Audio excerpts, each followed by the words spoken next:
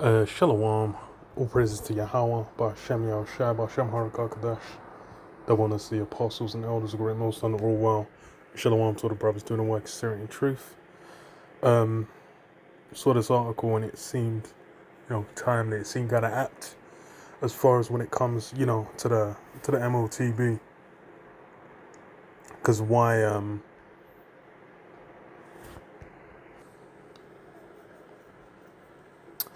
yeah, it seemed apt. Because why China's kind of they're always pushing further as far as with those wide scope, wide range shifts. Okay, now those wide range shifts with what's it called? Like national IDs is one of them. That's something they've been trying to get over here in the UK from forever, like 2004, even before then actually. Because I think they're trying to get in the 90s. They're trying to get in the two like. It's repeatedly been something that they've tried to push. But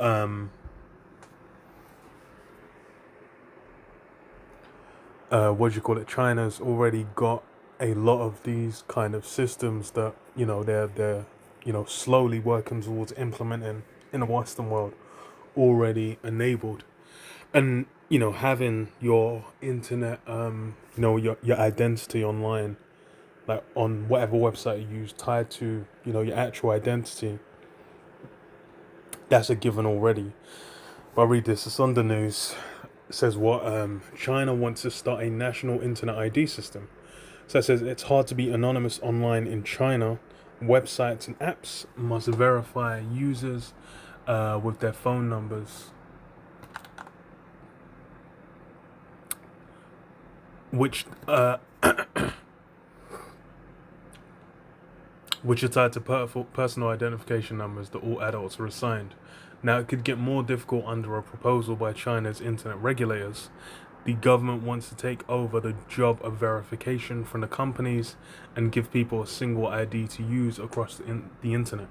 So basically go from having to, like, on an individual level, store these things for like each site, and then record that to the government, or like loop back to the government to verify or whatever, to just the government basically being in these websites, like the whole style and system of how they would be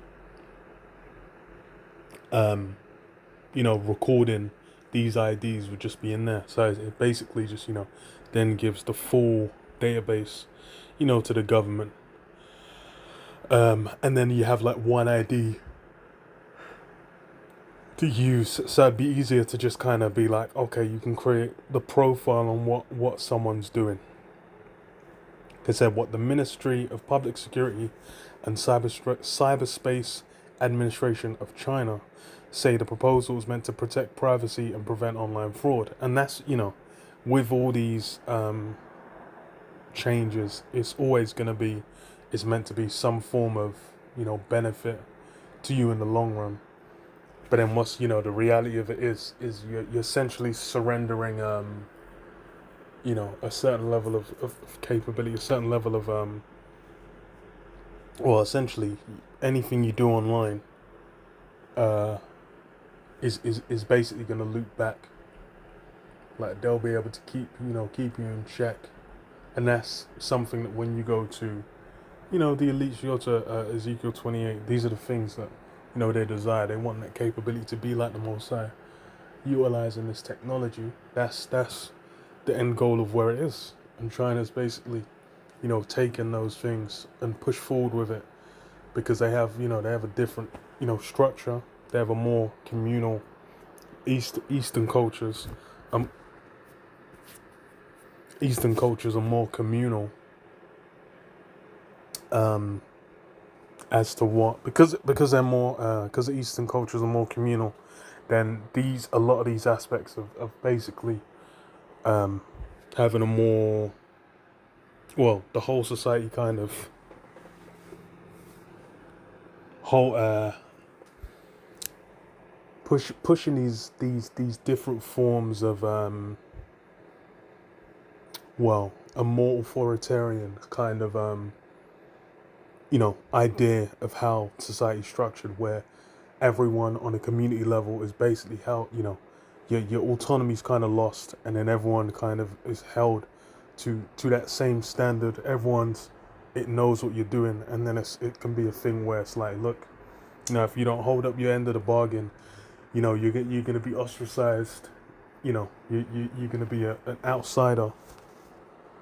Those aspects of their society already existed before, where you have that communal kind of mindset where it's like within the community you're expected to pull your weight.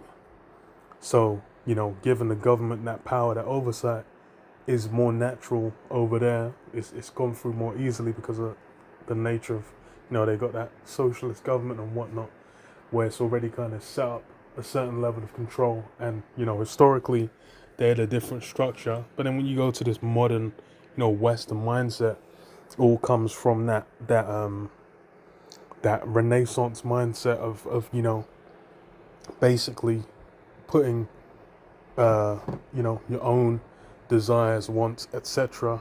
at the center, at the focus.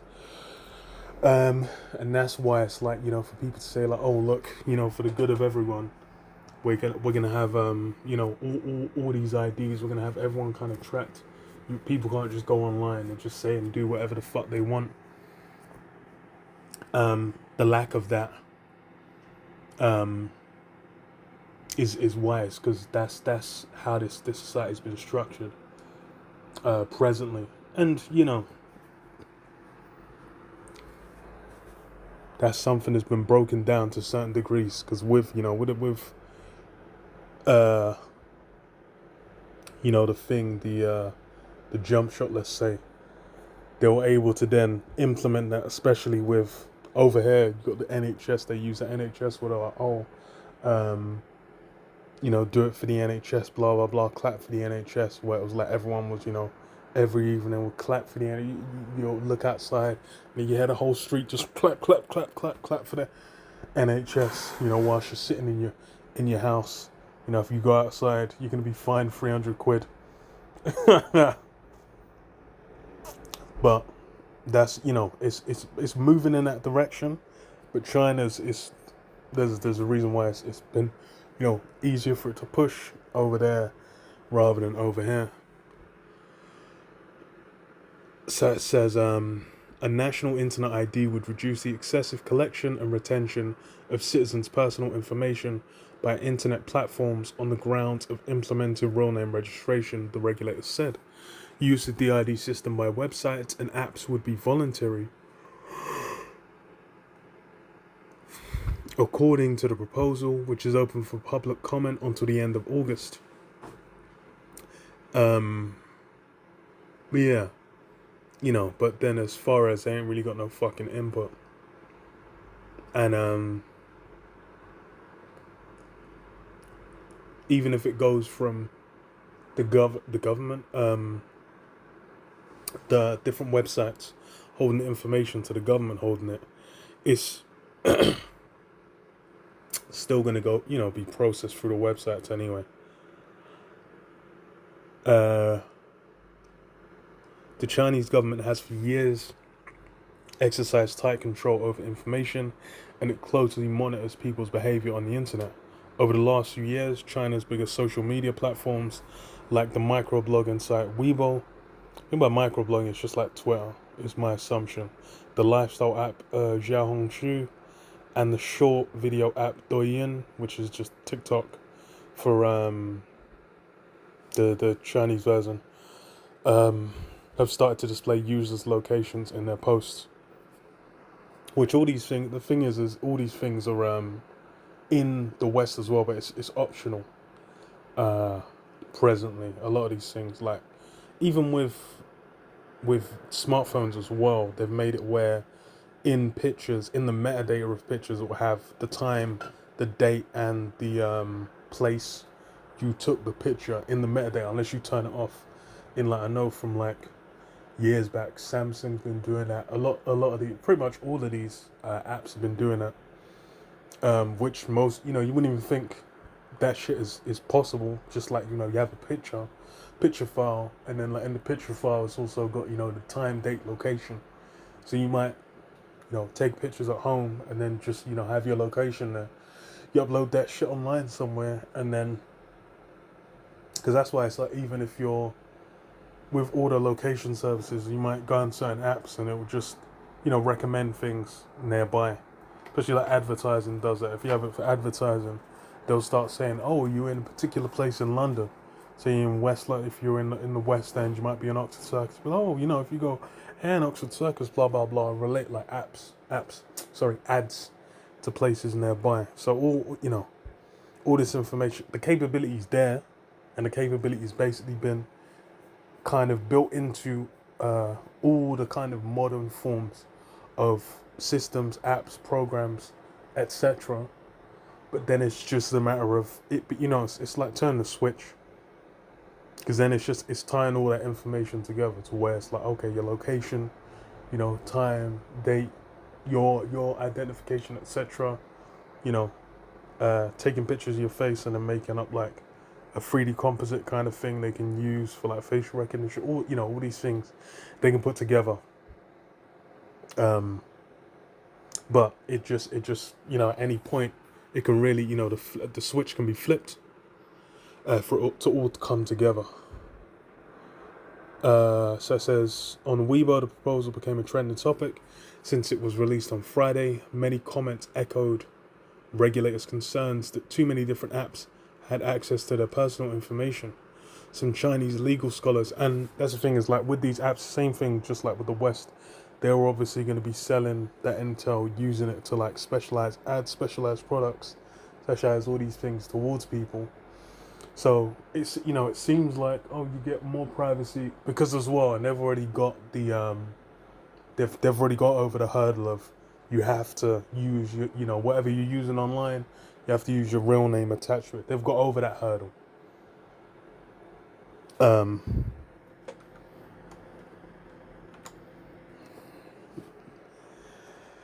but as far as in the West, that's still the hurdle that needs to be overcome, which, you know, people are resistant to. But then, given the right kind of situational crisis, it can be pushed too easily. Because with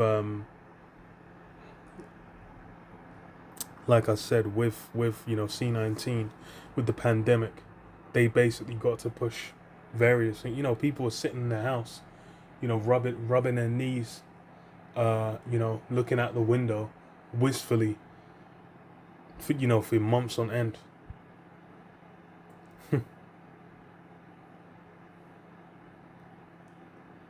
Some Chi- some Chinese legal scholars said a system of national internet IDs risk giving the government too much power to monitor what people do online.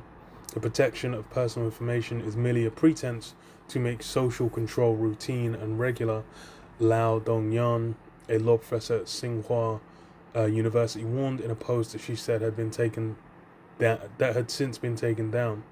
Ms. Lau compared the system to the Chinese government's health code app that tracked people's movement during the C-19 pandemic. So yeah, even they got things during, you know, C-19, and then after the fact, that just goes at, you know, the once it's in, and that's the same with the UK. It's like once those laws are in, then they're done. Like it's they're established, they're cemented. The key one you can always point to is in the US with the Patriot Act. The Patriot Act got put in.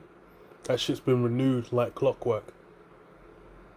Because why? It's you know, once that power's been established, then it become that's normalized now. That's just a standard.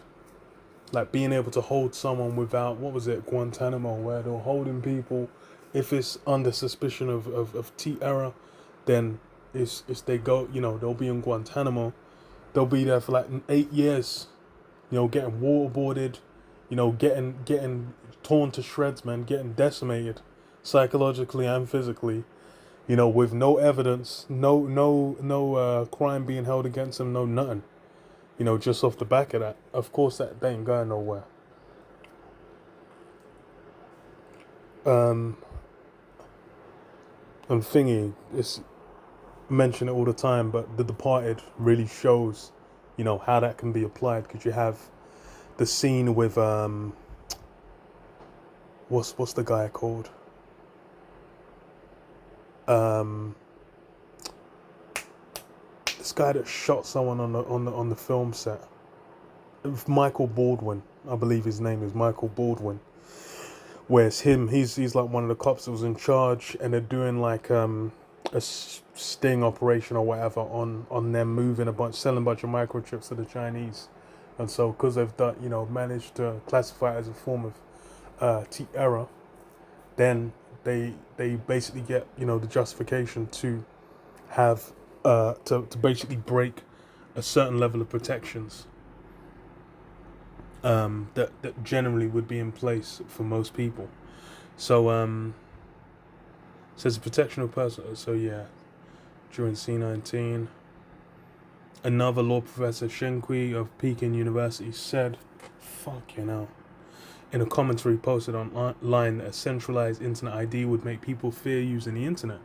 Potential risks and harms of a unified internet ID and internet license are immense. And yeah, because then it's basically just like, and because it's held by what do you call it? Because it's held by the government, they can then just from there and be like, okay, we've got everything. We can every site that's connected to this, zap every account, and then you're just done. You can't even be online. Which is that's but then that's that cascade is another domino kind of knocking over as far as all these things coming together, and it really shows how the whole system can just is all tied together. But read this, Revelation 13:3, and it says, "And I saw as one of his heads, as it were, wounded to death, and his deadly wound was healed, and all the world wondered after the beast." So yeah, that deadly wound being healed, that's that rebirth of the the Roman Empire, which we're in that second leg, man, where it came back and it was established again under that same spirit, and that's where we're in the midst of now, and the bulk of that is America. And then what does it say? And all the world wondered after the beast, and all the world wondered. Yeah, everyone's marveling and wondering after it, because why? They're basically seeing like, oh wow, it's amazing, splendid, heroic. But then they're caught up in they're caught up in all the lights, man, the glitz, the glamour, the sparkle, the shine, and that's really what these guys in China are doing. They've seen that same system. They've received the benefits of doing business with a beast, and then establishing themselves after the system of the beast. But then it's they're caught up in it, the shine. But that's only gonna run up to a certain point. Because I'll skip down to verse 16. It says, "And he calls of all, both small and great, rich and poor, free and bond, to receive a mark in their right hands or in their foreheads." So yeah, all everyone's basically gonna have to get themselves involved, get within that system. That's just the given. That's just is what it is what it is. That's how it's gonna go down, and that's what you see with China's kind of the not even like the prototype,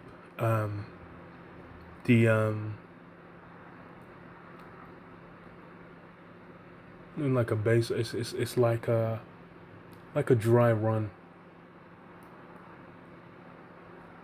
They're kind of pushing things are being pushed over there, and then you kind of get an example of how's that gonna apply when you come to to the Western world. It's gonna how they're gonna be able to establish it there. And that's the thing is all of it basically being tied to where it's like you can't even function, you can't even utilize money. That's all gonna come together. And then no man might buy or sell, save he that had the mark, or the name of the beast, or the number of his name. So yeah, if you're gonna buy or sell, you're gonna utilize funds, cash money, in any form. You're gonna need to use it. And that's the thing is with China, it's where it's all in that one app. You have the one app that has your ID, if you use transport, different forms of transports tied to their uh your bank account, all your internet accounts as well. It's all tied together to where they know who you are. You can't just go, like, now you can go on YouTube, you can make like 30, 50, 300, a million channels, where not, they ain't even, other than I think on YouTube you might have to put in your phone number now. um Actually, I'm not. I think to upload, you might have to put in your phone number now. But even now, even with that, you can get online like phone numbers that are they'll be, what do you call it? You can get phone numbers now where it's not tied to your real name. You can even get like pay as you go phone numbers where, because with with what do you call it, with contracts, it'll be tied to your name. But then pay as you go, where you just or even maybe rolling contracts as well. I'm not 100% sure, but I know it's like if you just top it up, and then you don't have to have like a name associated to it, so you can you can utilize the internet, your phone. Your bank. There ain't really much you can do, but then it's like, even then, certain things you can do through like crypto to where it can not be tied to you. So you can still, in the Western world, like separate your actual ID from doing certain things, engaging with certain systems. It's not all, and it's not necessary, but there'll come that point where it will be, and that's something where in China they're further along. But then, these steps are still, it's the same things happening over here, where there's still cascading steps towards what? That MOTB, man. Because what Revelation 12:12, it says, "Therefore rejoice, ye heavens, and ye that dwell in them. Woe to the inhabitants of the earth and of the sea, for the devil is come down unto you, having great wrath, because he knoweth that he hath but a short time." And yeah, that's really what's going down. Is everything's intensifying, and it's as there's a lot of these things is kind of like a power grab when there's a justification there, because that's really what it was. Like they said with the health app during the pandemic, that was essentially a power grab of that justification. It's the same thing over here, same thing all over the world. All the governments of the world basically utilized that crisis to then centralize power further beyond where like it had been seen before, and then it become like normalized, like with the masks, with the what was the term, what was it called over here, man? It was the track and trace. That was called track and trace over here. You go somewhere, you got to sign in, you got to use your app and blah blah blah and update and say, "Oh, I'm here," blah blah blah. And then if someone turns out to be sick, then everyone gets a notification it was there at certain times, etc. But then yeah,